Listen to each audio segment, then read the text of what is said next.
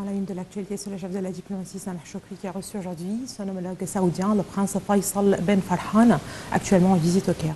Les deux responsables ont co-présidé le comité de suivi et de consultation politique au niveau ministériel. Ils ont également examiné un grand nombre de dossiers régionaux et internationaux. Les détails tout de suite. Le chef de la diplomatie, Sameh Choukri, a une fois de plus appelé à un cessez-le-feu immédiat et durable dans la bande de Gaza. Lors d'une conférence de presse tenue à la suite de son entretien avec le prince Faisal Ben Farhan, ministre saoudien des Affaires étrangères, M. Choukri a déclaré qu'ils ont examiné un nombre de dossiers tels que la guerre à Gaza, la cause palestinienne et les derniers développements survenus dans la mer Rouge et le Yémen. M. Choukri a souligné que la liberté de la navigation et du fret internationaux dans la mer Rouge est l'un des principes que tout le monde doit respecter. Choukri a d'autre part indiqué avoir examiné avec son homologue saoudien le dossier du barrage éthiopien de la Renaissance, affirmant qu'ils se sont accordés à poursuivre la voie des négociations pour aboutir à un règlement de la crise. Évoquant le conflit soudanais, Choukri a affirmé qu'il s'est accordé avec le prince Faisal sur la nécessité d'un cessez-le-feu immédiat afin de permettre l'acheminement des aides humanitaires aux Soudanais, ainsi que sur l'importance d'aboutir à un règlement politique au conflit. Choukri a par ailleurs indiqué avoir évoqué les derniers développements dans la Corne de l'Afrique avec son homologue saoudien, qui se sont mis d'accord sur la nécessité de respecter la souveraineté territoriale de la Somalie. De son côté, le chef de la diplomatie saoudienne, le prince Faisal Ben Farhan, a déclaré que son entretien avec M. Choukri a principalement porté sur les relations bilatérales et sur les dossiers régionaux et internationaux d'intérêt commun, ainsi que sur l'action inter-arabe. Le prince Faisal a également indiqué que son pays aspire à poursuivre la coordination avec le Caire dans tous les domaines. Évoquant la situation à Gaza, le prince Faisal a exigé un cessez-le-feu immédiat pour permettre l'acheminement des aides humanitaires aux Palestiniens dans la bande de Gaza et pour nouer la voie à un règlement politique du conflit. Il a ajouté que la seule action internationale capable de résoudre ce conflit est le plein respect du droit international. Le chef de la diplomatie égyptienne avait tenu une séance de discussion avec le prince Faisal Ben Farhan, actuellement en visite au Caire. Leurs discussions ont porté sur les relations bilatérales et les dossiers d'intérêt commun, autant sur la scène régionale qu'internationale. Les deux chefs de diplomatie ont ensuite co-présidé le comité de suivi et de consultation politique au niveau ministériel. La réunion du comité était axée sur le développement des mécanismes de coopération entre les deux pays à tous les niveaux politiques, économiques, sécuritaires et culturels.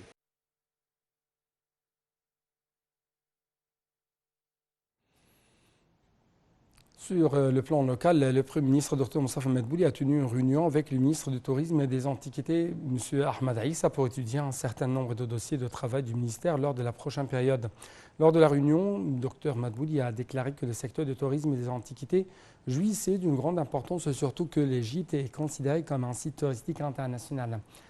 D'autre part, le ministre du Tourisme a passé en revue les efforts déployés par le ministère pour revitaliser le secteur du tourisme et le mécanisme d'accroître le nombre de touristes entrants en Égypte lors de l'année en cours. Il a parlé aussi de la mise en œuvre des affaires de construction au Grand Musée égyptien qui sera inauguré prochainement. La Chambre des représentants a finalement approuvé le projet de loi présenté par le gouvernement modifiant des dispositions du Code de justice militaire numéro 25 pour l'année 1966, et ce au cours de la séance plénière présidée aujourd'hui par le conseiller Hanafi Al-Gebali. Au cours de la séance, le président de la Chambre des représentants a salué le professionnalisme du ministère de la Défense, affirmant que le projet de la loi était conforme aux amendements du Code de procédure pénale. La Chambre des représentants a en outre approuvé un projet de loi modifiant certaines dispositions de la loi relative à la sécurisation et à la protection des installations vitales du pays.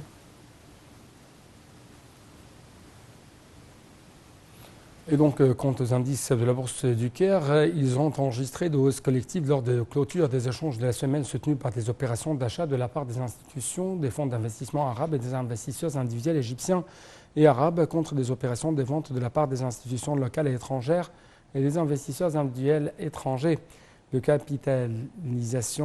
capitalisation des actions entreprises affilié à la bourse du Caire, a gagné près de 77 milliards de livres égyptiennes pour achever les échanges au niveau de 2,48 trillions de livres égyptiennes au milieu des échanges qui ont atteint près de 65,22 milliards de livres égyptiennes. L'indice principal JX30 a grimpé de 3,47% au niveau de 28 625 points. Les indices secondaires JX70 et JX100 ont respectivement haussé de 2,14% et de 2,41%. Le Conseil de la Ligue arabe a tenu aujourd'hui une réunion extraordinaire au niveau des représentants pour annoncer une position arabe unie face à la décision de la Cour internationale de justice contre Israël.